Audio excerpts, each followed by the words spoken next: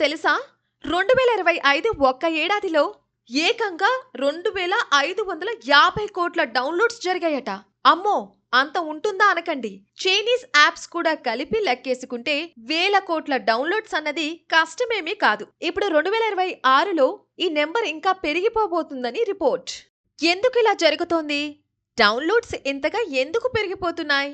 పెరుగుదల గురించి ఆలోచించే ముందు రీసెంట్‌గా డౌన్‌లోడ్స్ ఎందుకు తగ్గాయో ఆలోచిద్దాం.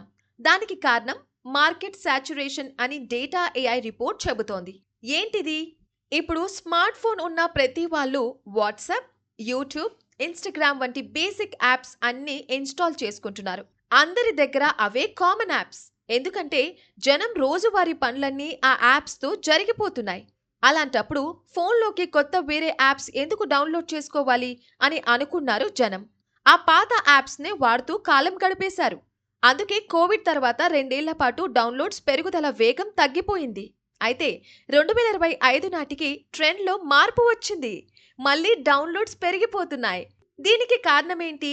ప్రధానంగా 2 క్రేజీ విషయాలు కారణమని డేటా ఏఐ వాళ్ళ రిపోర్ట్ చెబుతోంది. ఒకటి ఏఐ అసిస్టెంట్స్, రెండవది మైక్రో డ్రామాస్. ఈ రెండు ఇప్పుడు ప్రపంచవ్యాప్తంగా డౌన్‌లోడ్స్ పెరగడానికి కారణాలట.